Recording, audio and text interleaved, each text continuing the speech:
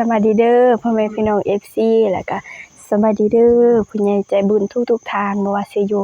ฝั่งลาวฝั่งไทยอยู่ภายในหรือต่างประเทศก็ขอกราบทักทายสวัสดีสบายดีเบิดสุขุสุคนเลย ลองแกะเบิ่งมึงได้บ่ใส่ซื้อมานี่เพราะว่าอยู่เฮือนก็ฮ้อนจักสิได้หรือบ่สีฟ้าได้นี่พี่น้อง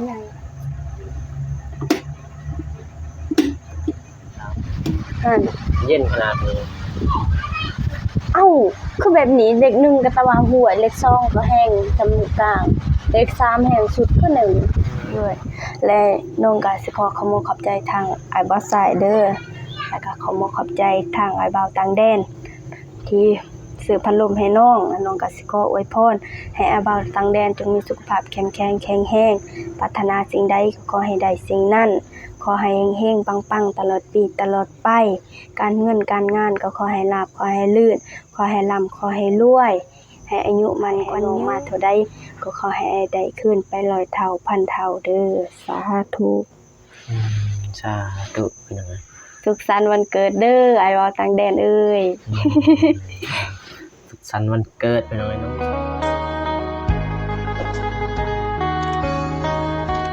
พี่น้องเอ้ยเปิดตามมาบัดนี้เข้ามาหาทางน้องบุษบาก่อนพี่น้องเอ้ยเพราะว่าเขามาอันนี้แหละเห็นไหมมาลินมาเที่ยวนี่แหละเพราะว่ากระถือพัดลมมานำเห็นไหมเพราะว่าอากาศมันก็ร้อนแน่ก็เลยว่าสิลองมาทดลองอยู่เฮือนน้องเพิ่นเป็นยังไงว่าสิได้หรือบ่พัดลมนี่ไปซื้อพุ่นละอยู่เมืองท่าแต้งเพิ่นก็เลยแวะเข้ามานี่อีกมาหาน้องเพิ่นยังทันออกเมื่อเฮือนซ้ำเพิ่นว่าพี่น้องหันหน้าตามบรรยากาศกราบทักทายสบายดีเด้อพ่อแม่พี่น้องมัสกูสุคนพี่น้องบ่ว่าจะอยู่ภายในหรือว่าต่างประเทศก็กราบทักทายสบายดีเด้อพี่น้องเด้อมัสกูสุคนพี่น้องเอ้ยก็จักน้องเพิ่นอยู่หรือบ่พี่น้องเอ้ยก็เข้ามาหาทางน้องเพิ่นพี่น้องเอ้ยไปจักน้องเพิ่นอยู่หรือบ่พี่น้องโอ้พอดีเลยเพิ่นย่างมาพอดีพี่น้องสบายดีเด้อเด้อสวัสดีเด้อ เป็นไง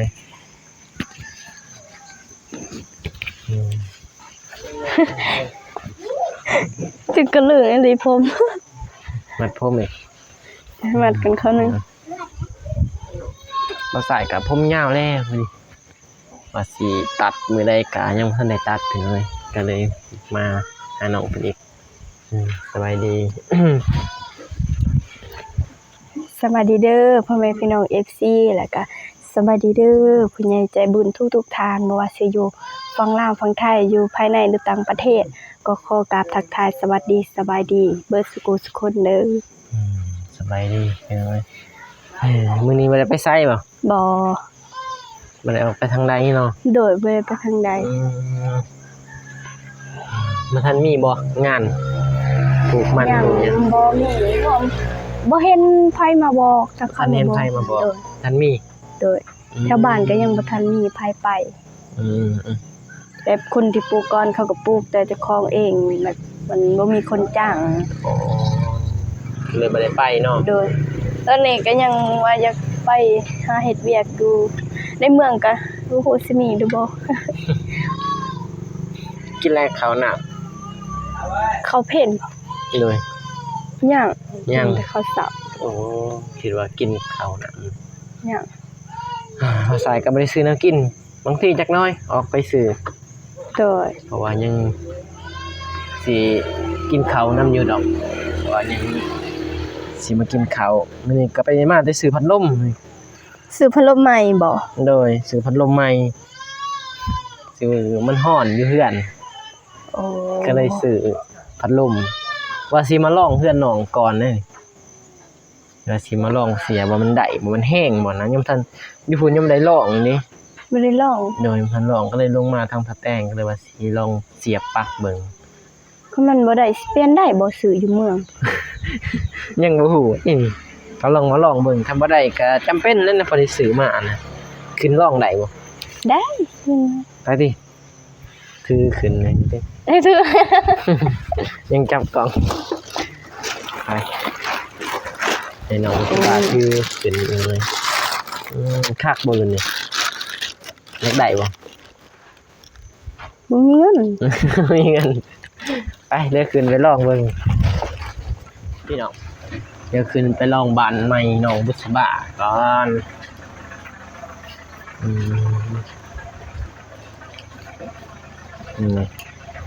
บ้านหลังใหม่ก็คือใหม่คือเก่าพี่น้องเอ้ยในพอดีเลยวันนี้เหมาะเลยเนาะเสียบปลั๊กพอดีเลยพอดีเสียบปลั๊กเลย เอาเครื่องออกก่อนเพื่อนก็อยากหกแน่ ยังหกแน่ โดย พี่น้อง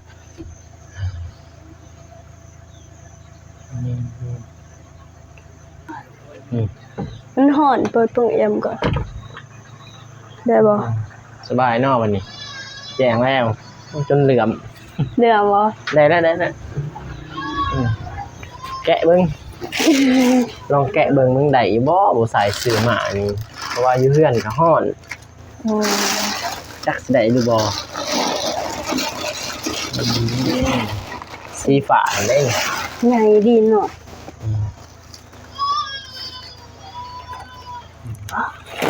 โอ้จีกเลย จีได้บ่ จีกได้กระเทือนนะ จีได้เนาะ จีกเลยต้องใส่เป็นน้ำมืออยู่บ่จีกมัน เป็น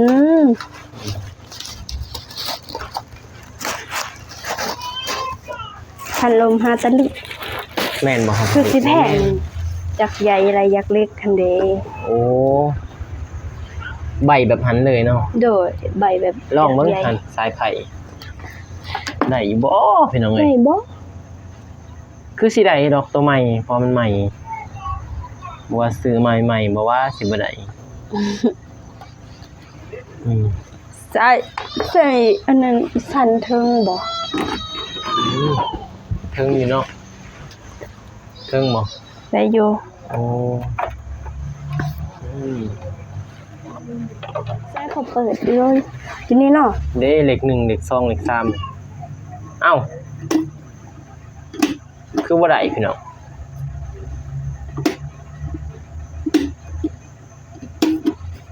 อ้าว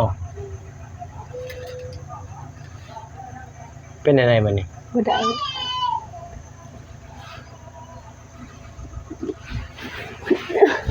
คือบ่ได้ไฟมาอยู่ว่าลองเปิดไฟมันมาอยู่อ้าวไฟก็มาอยู่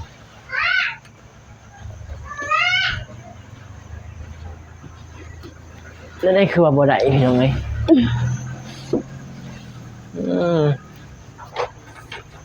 นี่ได้บัดนี้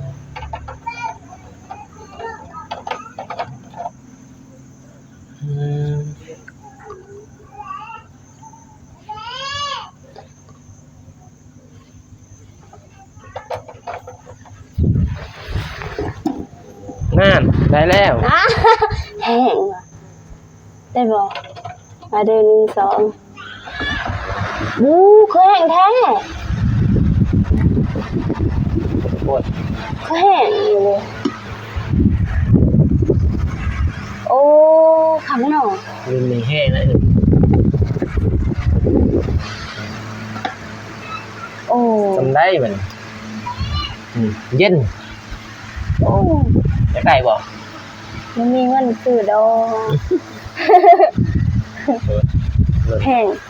ปักมันรวมเพียงปักมันเลยบอกมันก็ได้แล้วมันเลยปักมันเลย เลยคิดว่าสิบ่เป็นซื้อมาโอ้เสียดายเงิน ขนาดเล็กหนึ่งนี่นี่เลยลองเบิ้งทดลองเบิ้งหรือลองอีก3 บ่แม่นแบบใส่เลข1นี่เป็นเลขแห้งที่สุดเลข3นี่เป็นเลขค่อยนี่ แต่ว่าลมมันนั่นสม่ำเสมอมันครับ หั่น เย็นขนาดนี้ เอ้าคือแบบนี้เลข1ก็ตะว่าหัวเลข2ก็แห้งจมูกกลางเลข3แห้งสุดคือ1ปิด อุ๊ยบ่แม่น คักบ่ คัก อยากได้บ่ถ้าอยากได้อ้ายบ่ใส่ให้เลยก็ได้ทุ่มเท ตัว อ้าวเราอยากได้ป้าอยู่นี่เลยเพราะว่าสำบายอายมากับเปิดพัดลม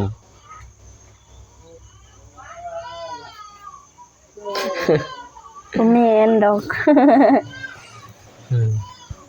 งามบ่เพราะว่าใบมันลายได้ใบมันนั่น 1 2 3 อันได้ใบ 4 5จกนี่บ่ได้เลยนี่เนาะ หึ จกนี่นิ้วขาดเลยนี่เนาะ จักขาดบ่ฮู้แหล้วลองเบิ่งนะลองจกเบิ่ง ขาดเลย ถักบ่อืมเอาใส่สิปะอันนี้แล้วบางทีถ้าน้องว่าคักปะไว้นี้บ่เมื่อดอก ว้าว พี่น้องเอ้ยบัดนี้สิซะเลย เลยอีหยัง พัดลมนี่ก็เป็นพัดลมน้องนั่นแหละ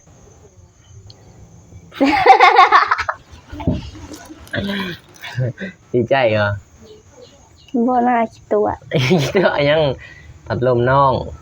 เพราะว่ามีทั้งผู้ใหญ่หรือว่าอ้ายซื้อเพิ่นพี่บ่าวต่างแดนเพิ่นฝากมาให้น้องบุษบา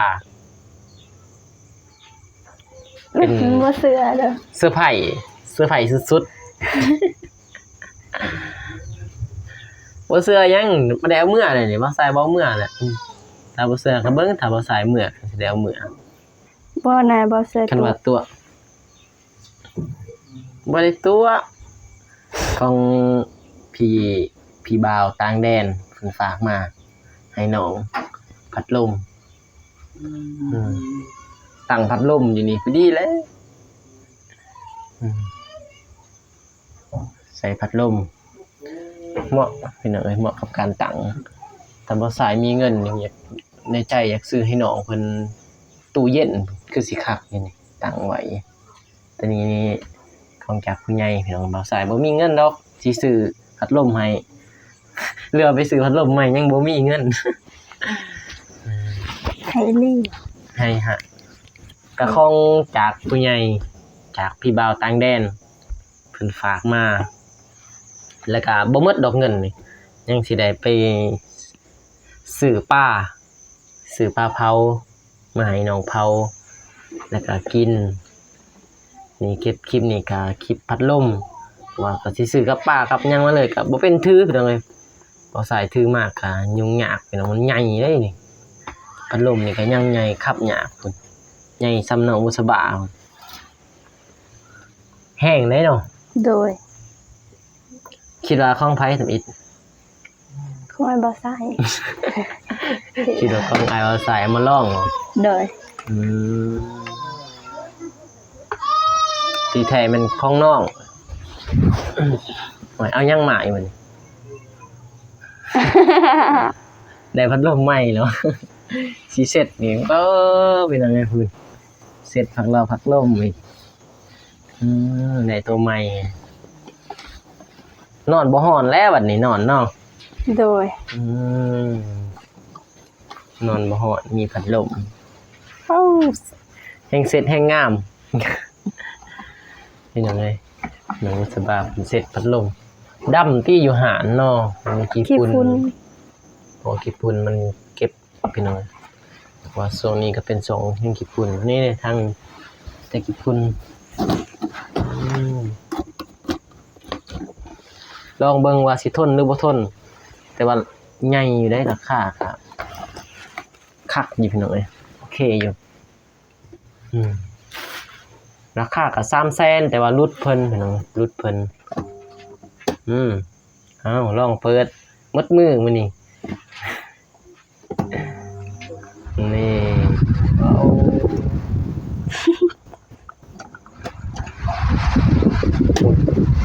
เด็กหนึ่งยังแห้งเด็กหนึ่งเนาะ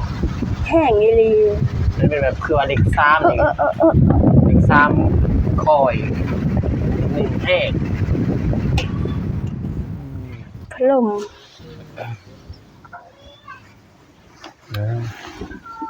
เซ็ตได้พัดลมใหม่ยังเซ็ตอยู่เนาะ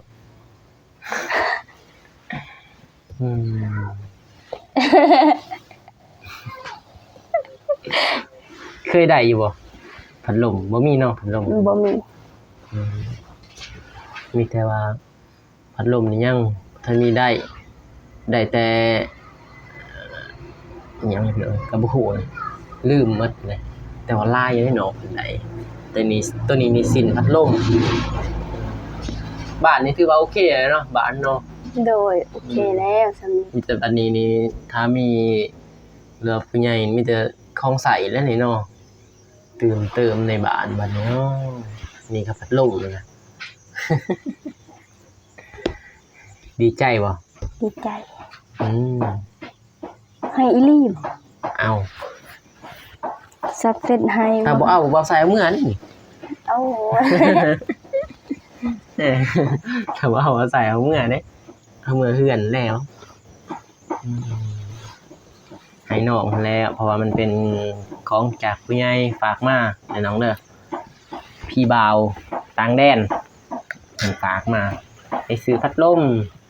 มาซื้อให้พัดลมให้น้องบุษบาแน่พอมื้อนี้ก็เป็นมื้อวันเกิดของอันนั้นแหละของพี่บ่าวต่างแดนเป็นมื้อวันเกิดของเพิ่นมื้อนี้น้อง วันที่15มี วันที่15วันเกิดของเพิ่นน้องก็พอดีแหละอวยพรวันเกิดให้เพิ่นเลย ให้อ้ายบ่าวต่างแดนเลย โด อวยพ ย รวันเกิด แต่ที่จริงแล้วนี่วันเกิดปกตินี่วันเกิดนี่จะเป็นเฮาซื้อของขวัญให้เนาะแต่นี่ วันเกิดทางเพิ่นวันเกิดทางพี่บ่าวต่างแดนวันเกิดเพิ่นแต่ว่าเพิ่นซื้อของขวัญให้น้อง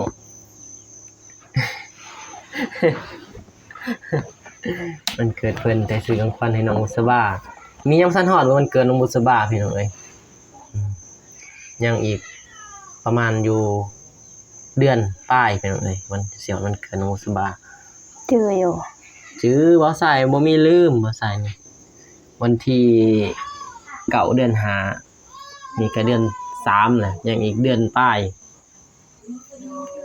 สิฮอดพี่น้องเอ้ย บ่ใส่ก็คิดอยากเซอร์ไพรส์มื้อวันเกิดพุ่นแหละพี่น้องเอ้ยจักรอเบิ่งมื้อฮอดมื้อพุ่นแหละอันนี้มีเป็นวันเกิดของเพิ่น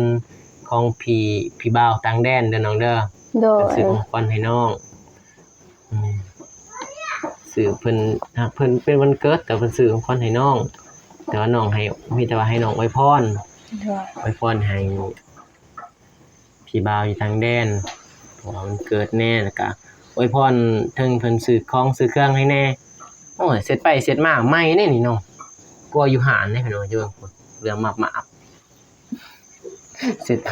อยู่ไหนเสร็จบ่ได้อยู่ไหน อยู่ในก็เสร็จได้จะน้อยหมากออกหมากบ่หมากยังประกอบบ่เป็นอีกนี่ต้องก็ใส่เป็นอยู่เนาะประกอบบ่ยากเนาะ อยู่นี่บ่เข้ามา แม่นอยู่หั่นแหละจักหน้อยถ้าสิเสร็จเดี๋ยวว่าสายหมากให้เสร็จ แต่ว่าต้นๆเสร็จเทื่อนึงก็ได้พัดลมบ่เป็นหยังดอกเพราะว่ามันก็ใช้งานได้อยู่เพราะมันเป็นใบอยู่ในพุ่นนี่เอาไว้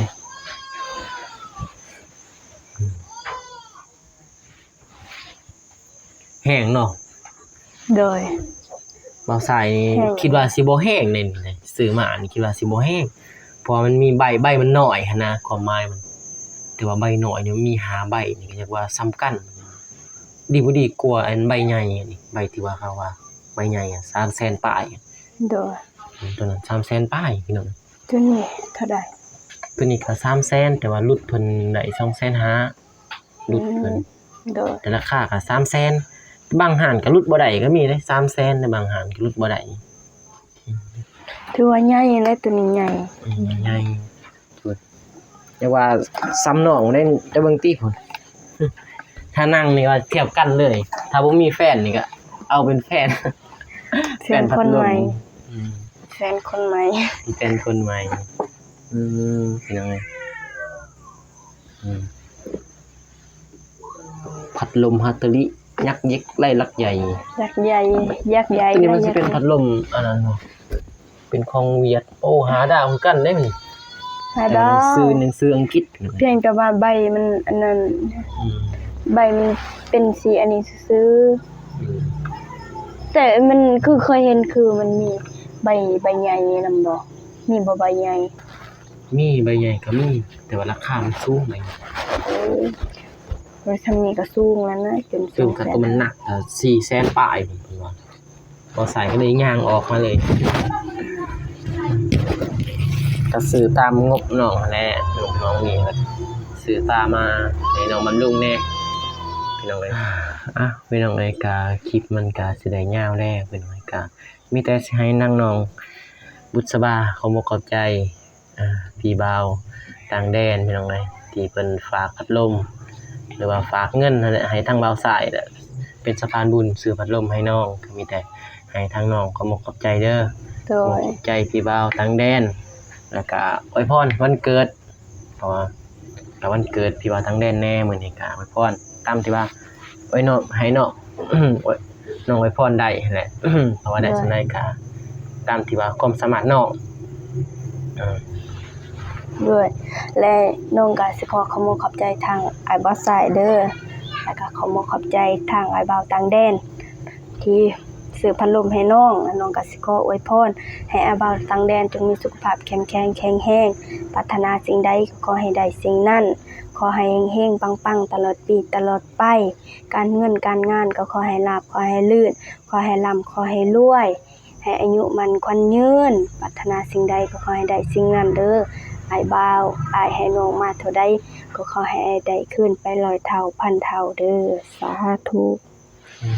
สาธุพี่น้องเอ้ย สุขสันต์วันเกิดเด้ออ้ายบ่าวต่างแดนเอ้ย